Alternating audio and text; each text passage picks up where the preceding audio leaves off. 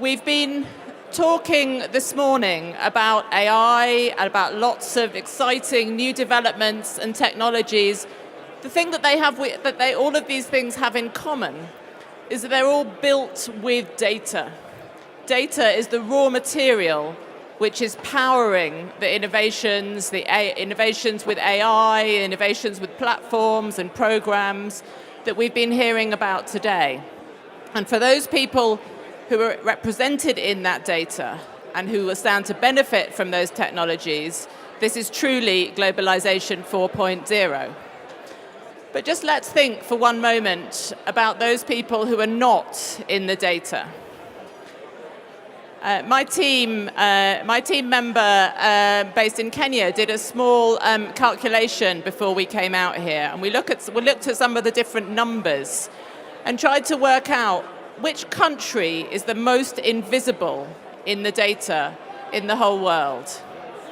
Where are the people that live under the triple veil of invisibility, invisible to their governments, invisible to the private sector, and invisible in the big data that is powering so much of what we've heard about today?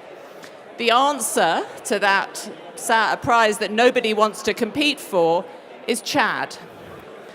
Chad is the country where less than half of the babies born in Chad in any given year are registered. So the people there, more than half of them, are effectively invisible to their governments. They're invisible in the big data that we've been talking about here today as well.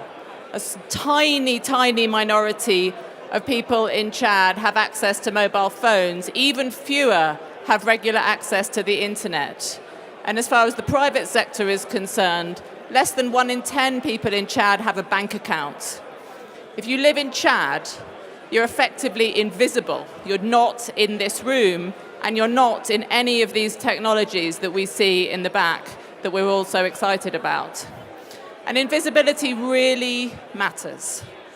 A government is not going to invest in schools, in hospitals, in roads for a population that it doesn't know is there.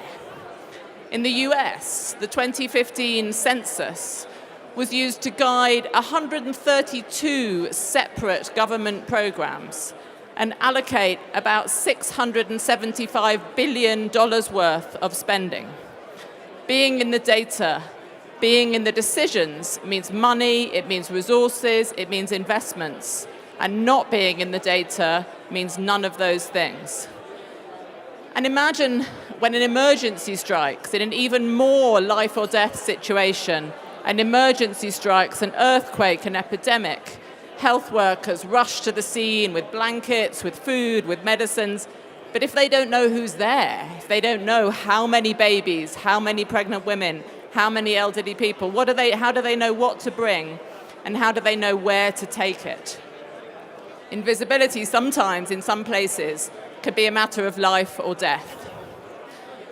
So as we're thinking about AI and about the magic that can be created by these new technologies, I sometimes find it useful to remember a quote from Mahatma Gandhi that you see very often in this business. I'm paraphrasing now, but he said to us that when we are deciding on a step to take, when we're taking a decision, think, he said, about the face of the poorest and the weakest person you've ever met, and ask how this act, how this decision is going to be of benefit to them.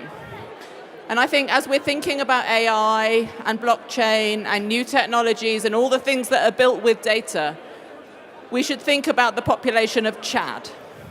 How is this going to help them? There are two priorities here. The first, of course, is to get everybody into the data. For that, we need the things that governments have been doing for years, the censuses that governments have been conducting since Babylonian times, and all of the armory and the toolkit of official statistics. And we need the new things. We need a mobile phone handset with connectivity in every clinic, in every school, so that babies can be registered at birth, so that when vaccination programs come, babies can be registered. We can join up our programs and put everybody in the data. This is not new technology. We know how to do it. We just have to decide to do it.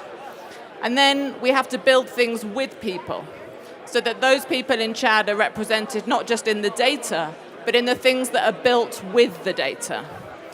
That is the point where the magic happens, and there really will be no limit to what we can achieve. Put people in the data, build things with people at the center.